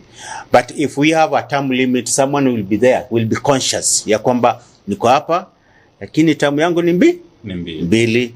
let me do the necessary, let me do something that will come up in terms of forming the legacy. For me, wakati nitakapokuwa nimeondoka, I'll look back and see something that I've done good for the public and done good for the nation. And that is exactly what I intend, that someone akiingia kwa parliament akuwa much more cautious ya kwamba I'm here briefly, not I'm here, I will stay here, I will manipulate the system. Kwa maana nimeingia kwa system, nita manipulate the system, I will have money to manipulate the system and stay here forever. Like some of the leaders that we have seen katika kwa parliament. Ni wao tu. Hata uende ni wao tu. Wao tu. And now that brings in the issue because sisi tunaona kwa mfano tunaweza kusema ama niseme kwamba hawa viongozi ambao tunawaona hata kama tumewapatia majina kwamba huyo ni mbunge wa maeneo fulani kwa sababu amekuwepo na hata katika uchaguzi tunatarajia kwamba atarejea tena. Now like for example when you give this petition and let's say imepitishwa, hawa viongozi watakuwa wanafanya kazi kwa mihula miwili. Na huyu kiongozi now he's not working on making sure that we are living in an environment that is suitable for working, or rather mtu anaweza kujiendelesha pale, or rather like for example the lawmakers they wanapitisha sheria ambazo kidogo tunaweza kuhisi ya kwamba zinaweza kutukandamiza in terms of taxation ama gharama ya maisha pia vile wananchi sasa hivi tunazungumza. Why do you feel like the two-term limit is the medicine and huyu kiongozi kama afanyikazi tuweze kumuondoa pale, like we can recall him back? Oh, okay. Maybe before I move there, let me just give a history of this petition that is before the High Court. The first step that I did, I petitioned the National Assembly to make sure that the law applies across all political seats. It was last year in August. And later on, there was no response from the National Assembly. Later on, I followed physically to the Parliament, and they informed me that they will make a write-up, a response officially in terms of communicating to that petition that I had filed before National Assembly. And from my end, they never responded. So I decided to seek intervention on the subject matter before the High Court. Now, coming to your question is a fact. How will the two-term limit make our members of or the elected leaders work? From my end is that to some extent, the consciousness of someone being aware that I'm here temporary is necessary. It is necessary. But now when we currently with our members of parliament seems to be sitting on those seats and they are much more comfortable that they will be there forever. When someone is there and he or he is conscious that I'm here temporary, he or she is likely to deliver the services to the common mwananchi. And now the issue of perpetuating the so-called impunity, high taxation, or legislating some of the laws that are unfriendly to kati ninapotengeneza hii sheria na mimi ninaondoka very soon, hii sheria itaniaffect. Itakuaffect. Kwa hivyo hii sheria ambayo ninatengeneza ambayo hii wakati ninapokuwa nimeondoka hapa itaniaffect negatively. So to some extent, some of those I'm seeing such a kind of a benefit that will make them cautious that any law that I make will affect me when I'm outside this parliament. Because some of these members of parliament think that the National Assembly is their home. And actually, I remember when I was a small boy, I saw some of these people have been in parliament. Someone like Wetangula was, since 1992, has been an MP. And now is the Speaker of the National Assembly. Speaker of the National Assembly. Hapo tu ndio zero grazing hapo. Hapana, we need a transition or someone aingia hapo aondoke aende. At the same case, when it talks about rotational leadership, I believe one of these fine days you as Mr. Nyongesa, you want to be an MP. But if someone else is there sitting forever, he has all the connection, he has all the means.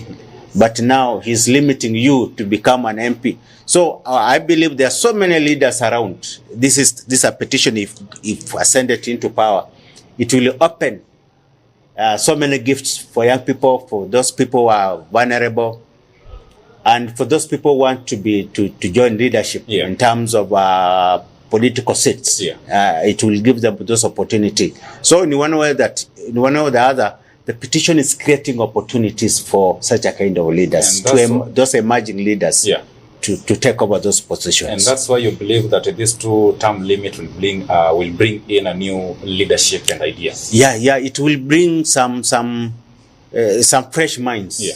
Because what we have, and wale watu ambao wamezoea tu, there's nothing you expect new from the old dogs. There's nothing kuna sahi, kuna technologies emerging, some new trends are emerging.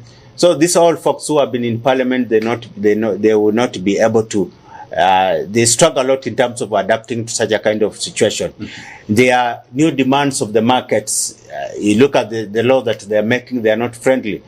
But when you bring in some new idea, these young people are coming from colleges, I believe they will be able in terms of mobilizing and bring some ideas that will respond well, legislation that will respond well to the new generation and new challenges that are emerging the market or in our social life.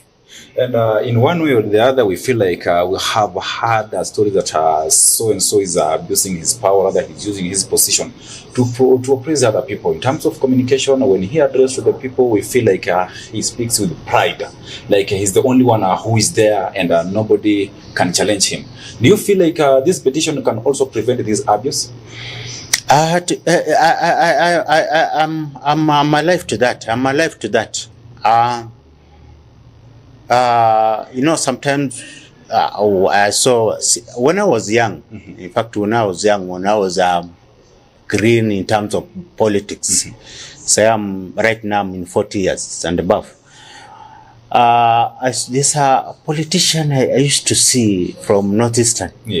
Up to today, that person is an MP. He's an MP. The senator. You can mention him. Let me not mention him. Because this petition is trying to make sure that we bring change. Let me not deal with the personality. Allow me to deal with the issues. So, when you look at asking you, I've talked about the National Assembly, Speaker of the National Assembly. I'm very unfortunate. But when I'm looking at Northeastern, since time memorial, in terms of floods, there's a cry. Those people are being given some reliefs. In terms of drought, the same. Those people are being given some relief. I'm wondering, what is this person doing for those Northeastern area? Why can't he come up some legislative to make sure that those areas, and that land is so virgin, has not been utilized? Why can't he come up with some legislation to make sure that those areas grow? Those are some of the questions that I ask. But if you bring out some fresh minds, we say no. If today I become elected as one of the representatives, become a senator or a member of parliament, I'll say no. The issue of feeding these people from Northeastern should stop. If it is drought, let's make sure, let's compel the leaders and the executive to make sure we have enough water in terms of drilling, coming up with drills that will make sure that water is available throughout, whether there's dry season, whatever the season that is there, water is there enough, so that we can do irrigation and have enough food. But now, depending on some relief food, to me, actually, and when we have leaders, to me, I find it much more inappropriate. So that is my take, that when you have fresh mind that thinks fresh, then we shall have a new paradigm shift from the old system of working things to a new way of lifestyles. And I believe that the petition will change a lot in terms of the lead. In fact, if the petition goes through in 2027, we shall have 3/4 of the parliament, members of the parliament who have served more than 2 terms, will not be eligible to be elected as members of parliament. We shall have more than 3/4 fresh members of assembly, members of National Assembly in the National Assembly. In fact, the same course applies to the Senate. We shall have more than a half of senators fresh from the market. Is this the first time you are posting this petition? Or? I'm not forcing, I'm just arguing based on the law. Based on the law? Our law. The law should be... How many times have you petitioned this course? Pardon? How many times have you presented your petition to authorities? Like, have you talked about, now it is in the High Court? Is this the first time you are presenting it to the High Court? No. I've presented so many petitions in Senate. I'm talking about the term limit. Term limit? Yeah. Actually, you got there once. If this is the first time. This is the first time. Have you presented it somewhere else? Initially, I went to National Assembly, but unfortunately, they shelved the petition. Yeah, that's why now I sought the relief from the High Court. And do you feel like from the response you get, or rather you got from the National Assembly, now it forced you to go to the High Court? Do you feel like some politicians feel like you are trying to send them away, like you're bringing a petition that is attacking them personally? It's true. I know. This petition is not good for some MPs and some senators and some women rep and some MCS. And why do you feel it is not good for some women reps? Yeah, because it's going to affect their career in terms those people wants to live to perpetuate being members of National Assembly forever. Yeah, such a kind of culture should stop. When the makers of the Constitution came up with term limit for president, I believe the current the initial president will wish to be there forever. Yeah. Kibaki did some good work, and we believe that some say that Kibaki could have been given some more time, to continue, but she was limited by the Constitution. My case is that let the law be applied equally. Yeah. It is a matter of the Constitution that we enacted in 2010 Yeah, and if the Constitution is followed, let it be followed. If the law says this and this, then the members of the National Assembly has to follow, irrespective of the fact that it may not, it's not good for them, but we have just to be subjected to what the Constitution is talking about. The Constitution talks about equal application of the law. And that's something that the MCS, the women rep, the members of parliament must understand. Yeah, if it talks about, equal application of the law, then the law should be applied. That is my prayer, and that is what I'm seeking the court to make that declaration. Yeah. Simple as that. Yeah, and because this petition was presented for the very first time in the National Assembly, and I believe there we have lawmakers. Do you feel like, can we say they were not prepared for this, or nobody thought of something like this because they are ones responsible for creating laws that we follow as a country? I'm informed certain when I made this matter before, when it came to public domain, a certain member of parliament, whom I will not mention, brought that concept in parliament. But unfortunately, she was Alikemeo, because members of the National Assembly wanted to protect their career. So that is for them to be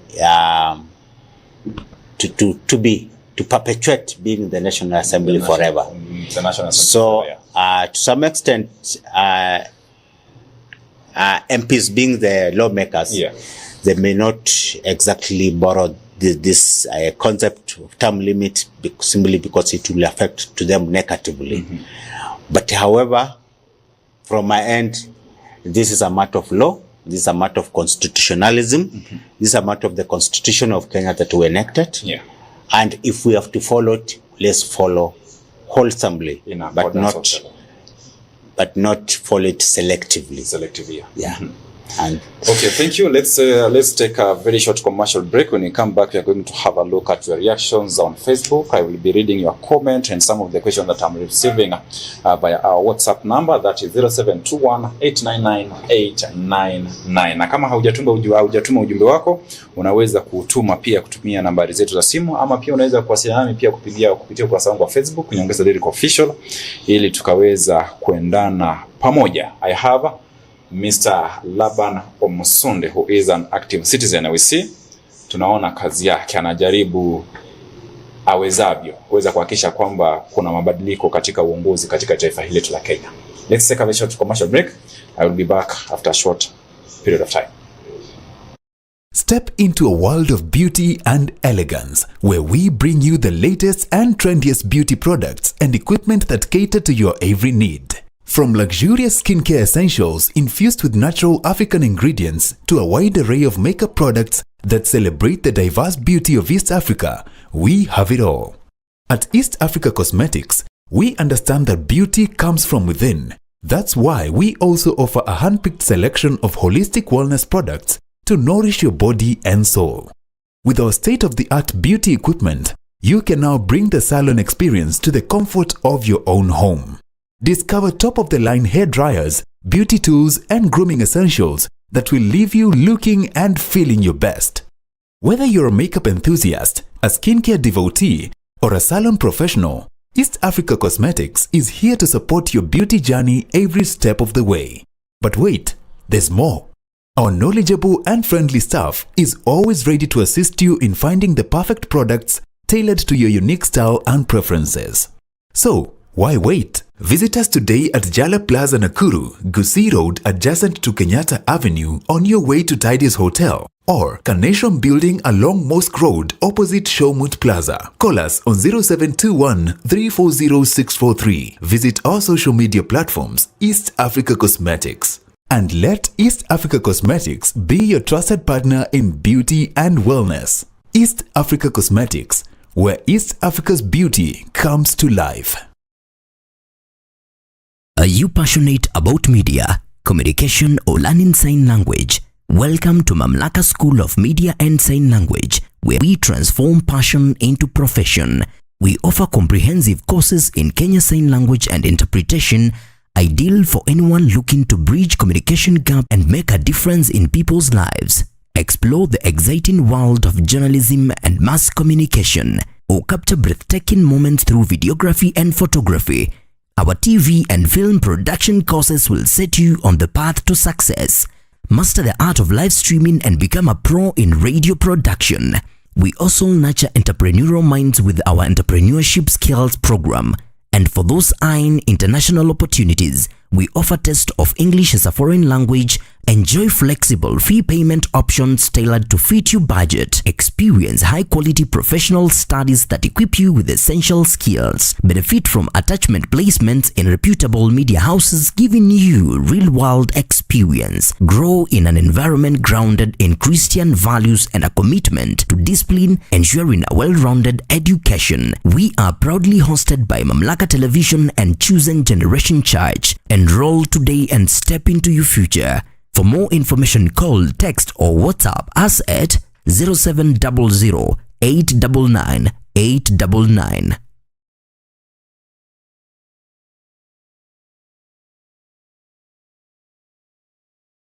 Are you ready to take the next big step in your career? Nakuru College of Commerce and Hospitality is a private, TVET accredited institution offering hands-on training from artisan level to advanced diploma. Our intakes run from January to November. We offer a wide range of programs including catering, food and beverage production, housekeeping, tour guiding and travel operations, tourism management, and guidance and counseling. Advance your career with courses in sales and marketing, human resource management, supply chain management, community development, social work, business management, secretarial studies, accounting, ICT, CPA, and CPSPK. Tap into your creativity and technical skills through fashion and design, hairdressing and beauty therapy, plumbing, electrical and automotive engineering. We also provide impactful short courses in customer care, front office operations, public relations, event management, and additional training in guidance and counseling. Enhance your global reach with our language classes in German, French, English, Swahili, and sign language and interpretation. Our programs are examined by recognized bodies including NEC, ICM, CASNEB, NITA, and KISM. We offer flexible learning options, full-time, part-time, and Naam, karibu tena mtazamaji. Kuna habari ambazo nazipokea hapa za spoti. Na kidogo tunaeleza kwamba Manchester United are now considering Nico Jackson says at times. Mimi kama shabiki habari hizi sijazifurahia, lakini sawa. Tunaendelea na mada yetu ya siku ya leo. We are having a Mr. Omusundi Laban ambaye ameweza kuwasilisha mswada wake pale kotini, pale High Court, kuweza kuhakikisha kwamba aweze kusikizwa issues to do with the term limit. Na anasema kwamba it should not apply to the president alone. Iweze pia kuangazia baadhi ya viongozi wengine, tukiangazia pia wakilishi wadi, wabunge, maseneta na pia vile vile magavana, na pia wale ambao ni wakilishi wa wanawake, women representatives. Ni swala ambalo tunalijadili, na bila shaka ningependa pia kuweza kupokea baadhi ya maoni ambayo, ama kupokea maswali ambayo yanatoka kwenyu kama wasikilizaji pamoja na watazamaji, ili tuweze kuendana pamoja. Usiseme kwamba kuna swala ambalo uliweza kuuliza na si kulisoma kabla hatujaingia tuweze kujua umma nao unasema nini. Mr. Laban, we have this question from John Gitao. Anasema kwamba what kind of response have you received from the public so far? Ni swala anaulizia kuhusu umma nao unasema nini. Okay, umma imekuwa so much receptive to this this idea of coming up to term limit, simply because actually they are feeling that we need to have some capping. But there's a positive response. I've never received a negative response as far as this petition is concerned. Everywhere that I go, an idea that I share with this, wherever that I meet. In fact, surprisingly, when I filed the petition kwa National Assembly, niliongea with some of the reception pale. In fact, it became a discussion. Anywhere that I go and I bring this concept to the public domain, people say kwamba it is necessary for us to have a term limit. Capping should all people should undergo some capping in terms of their how they should serve as elected people. People should serve temporary. It's positive. I never received any negative response from the general public. Okay, thank you for that. I think thank you so much, John Gitao, for your question. And I see also have a Sally Mwangi. She's asking, some urge that long-serving leaders bring stability. How do you respond to that? Like, ni swala ambalo tulizungumzia pale mwanzoni. Do you first, in the first place, do you believe in this issue that she's trying to raise, like long-serving leaders bring stability?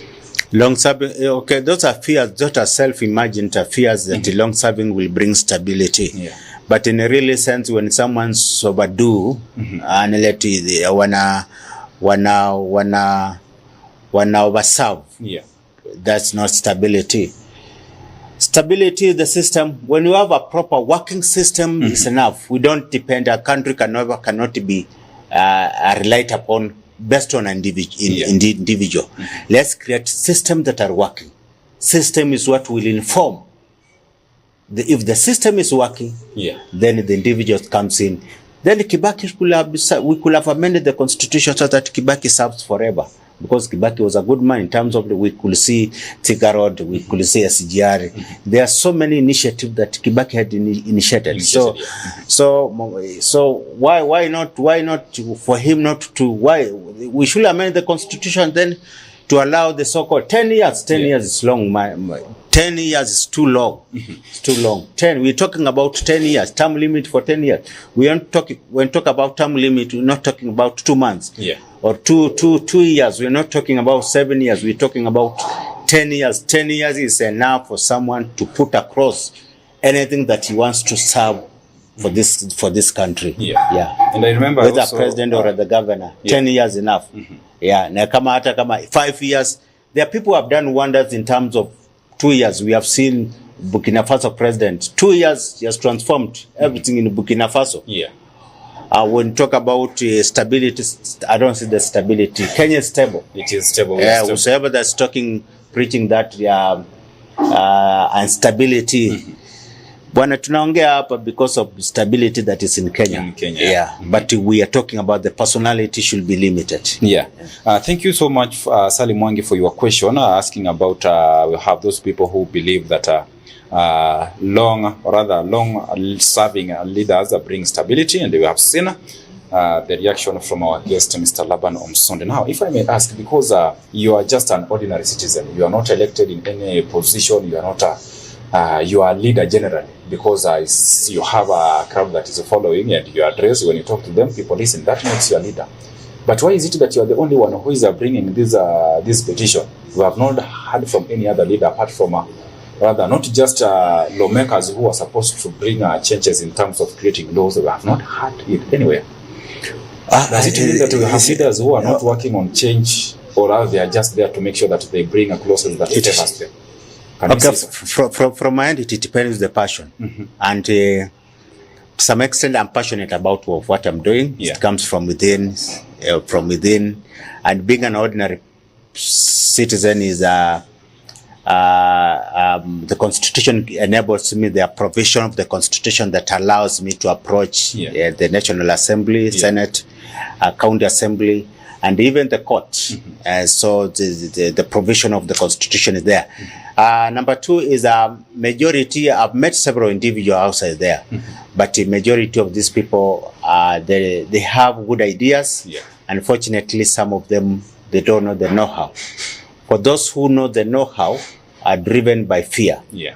So I think people, those that have ideas and they have the know-how, should suspend the so-called fear and do the necessary. When it comes to our MPs, I don't know what, I cannot hold brief on behalf of them, but they know why they move to parliament, and some of them become passive in terms of not coming up with some legislative that are much are friendly, that are not transformative in terms of social issues that are affecting the commoners. Yeah. So I don't want to hold brief for them. Yeah. But for the ordinary people, the platform is there. The Constitution has created that platform. I cannot not say that I'm the only one. There's some other individual like David Magare, Sergeant Best here in Nakuru, who has brought several public interest litigation in High Court. Yeah. And when you look at, when you read some newspapers here and there, you find the issue of public interest. There are so many individuals are coming up and basically representing themselves before the High Court. And they are making a lot of impact in terms of bringing social change, in terms of informing good governance, in terms of checks and balance. So saying that I'm the only one, I think it is a misplaced, concept. There are so many. Yeah. It's like telling me, it's like sometimes back when Elijah was asked, ya kwamba Elijah akasema ni mimi peke yangu, but Mungu aliona there are so many other prophets who are doing some good work. At the same case, there are people who are gifted in differently. Kuna watu ambao in media sector who are doing some good work. There are people nini. So people are gifted differently. Wow. I believe this is just a gift that I'm gifted in. To the extent that moving to court in terms of drafting, I draft by myself. I litigate before the court by myself. And I don't hire external services from an advocate to represent me, simply because I don't have money. And even if I could have had that money, I don't think I'd be in a position to hire an advocate. I feel like this is something that I should do in person. On your own. And thank you so much for your correction. You said, and I have to congratulate you because you have mentioned other people who have also presented their own ideas. That makes you're not just talking about yourself or you and your own self. Now, because you talked about public receiving this petition as one of the good moves, but how will you handle criticism? Suppose it comes from our very own leaders. How will you handle that criticism? Criticism is there. Even Jesus was criticized for doing some good work, and he kept on moving. You look at the great people, there's nothing good that I expect opposition. I expect, but anybody who feels offended, let him come before the court and argue the matter before. Because from my end, we enacted the Constitution, taking the Constitution as my defense. And I'm here to uphold the Constitution. Basically, the respondent in the petition, maybe not mentioned them, is the National Assembly and the Attorney General. Some of the interested party listed in the petition is IEBC, Senate, County Assembly, Katiba Institute, and Law Society of Kenya. The reason why I put in IEBC is simply because it's one of the key in terms of managing election in Kenya.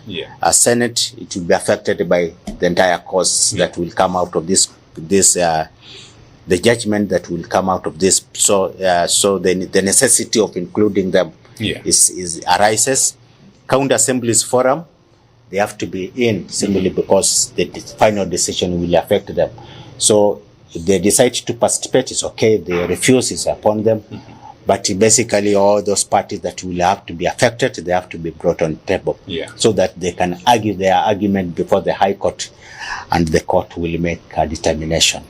But it's a so-called criticism. Criticism is there, but all in all, the law must be followed. Must be followed. My take is the law. The Constitution we enacted in 2010 must be upheld to the letter. Not selectively. Not selectively, but to the letter. And now, because this is a petition that we are talking right now is in the High Court, if the ordinary citizen now wants to support, like to bring now this bill amended, it goes through for the change that we all want. How am I going to support this petition? Okay, the matter is before High Court. Basically, maybe someone can support it in terms of finance, in terms of knowledge, in terms of research. Because this is not a matter that it is not a small matter. This, in fact, this is a big thing. It is one of the biggest petition in the Republic of Kenya. But someone can support in terms of the several logistic, several research. Those are some of the areas that someone can volunteer in terms of his knowledge and in expanding in terms of making the petition succeed. Logistics requires, in terms of, for example, tomorrow I'm moving Nairobi in terms of serving. I serve them the soft copy. I'm serving them the hard copy. So moving Nairobi, serving this individual paperwork. There's a lot of work behind the scenes so that for success of this petition. So that work can be supported in terms of finance, in terms of research, in terms of knowledge, and any other relevant whatever that someone feels that he can support it. He can support it. However, the issue of amendment does not require court to amend, but I'm seeking a declaration. Only a declaration. A declaration that the court declare that someone serving beyond 2-term limit is unconstitutional. And number 2, key major prayer is that to make sure anybody who has served more than 2 terms not to be approved to serve in the same seat. In the same seat, kama umeserve kama MP for 2 terms, ondokea, enda kwa governor, enda kwa senator, ama enda kwa president, ama rudi nyuma kwa MCA. So those are the options that are there. So that now, hii nafasi ambayo uko nayo, kuna vijana wengi. We are talking about Gen Z leadership. They must occupy those spaces. This is an opportunity the Gen Z should arise and support this petition so that opportunities Hizi ideas naona wako nazo kubwa. And I see on the other hand, Catalina is echoing us when you talk about occupying those spaces. I don't know why he's laughing, but it is good. Now, what will be your next step? Like, for example, let's say this petition gains traction. Will you push for legislation? I don't need I will not put a legislation. My petition is to seek a declaration. To see only a declaration. Declaration. And in orders from the court. Yeah. And if you could speak directly to elected leaders, like right now, what will you say? If we were asked to speak or rather to address our leaders who are elected. The subject matter? Yeah, concerning this matter, what will you tell? Okay, basically,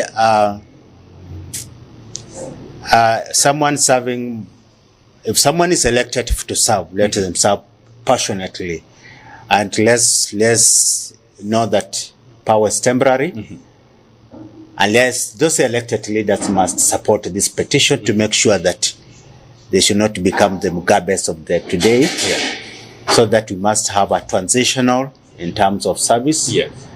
And those people above me serve for 10 years, let them give some space for young generation, for those who have some unique gifts and talents to occupy those spaces, those political seats, so that they can serve and make this country to become a little heaven before we experiment the great heaven. The real heaven, Now, because I see we are running out of time, and Georgia, on the other hand, is telling me like we have like 2 minutes remaining. This petition, it is now in the High Court. You're only seeking for a declaration.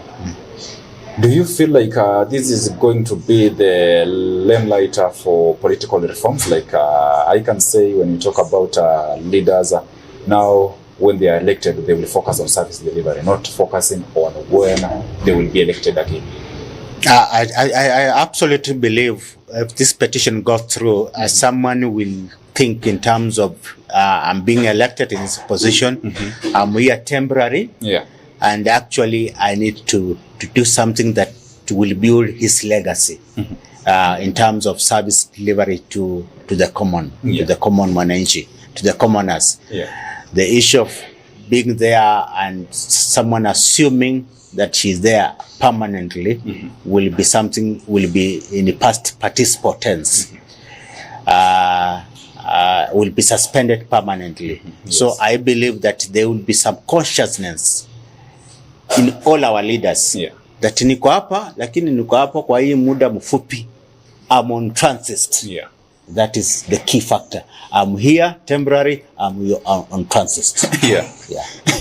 And this is just a general question. Do you feel like or you feel like we have some leaders who take these positions as their job opportunities?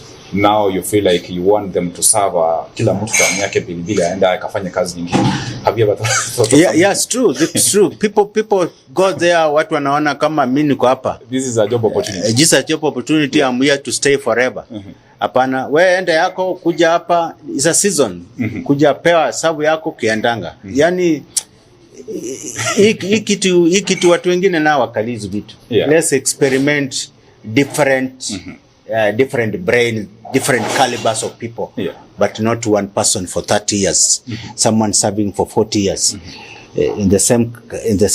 Do you expect some change from same? No. We need young people like Ibrahim. We need Ibrahim Patriciah, from Burkina Faso. We need such the guy is 30 years, but doing something that we never expected to happen in Africa.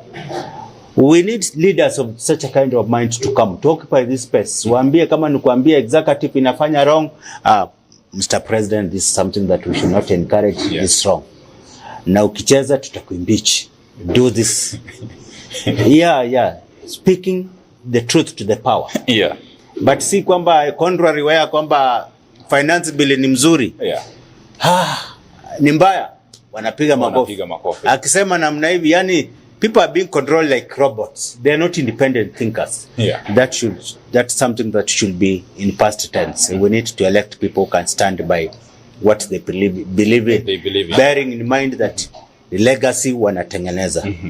Okay, thank you so much, Mr. Laban, for coming, and I pray so hard that as long as we are all, or rather we all want that change, this is another good move. Yes, there's no need of having leaders who are not working, but they are just there in the name of they were elected, and the term, the constitution does not give them any limit. Yeah. Nimeshukuru sana. And I believe this is a big thing in the Republic of Kenya. Yeah. All Kenyans should support this cause to bring the necessary change, because the constitution gives us that opportunity to change this country. Yeah. We should not lament. The opportunities are there. Yeah. And in plenty, infinite. Yeah. Yeah, thank you. Asanteni.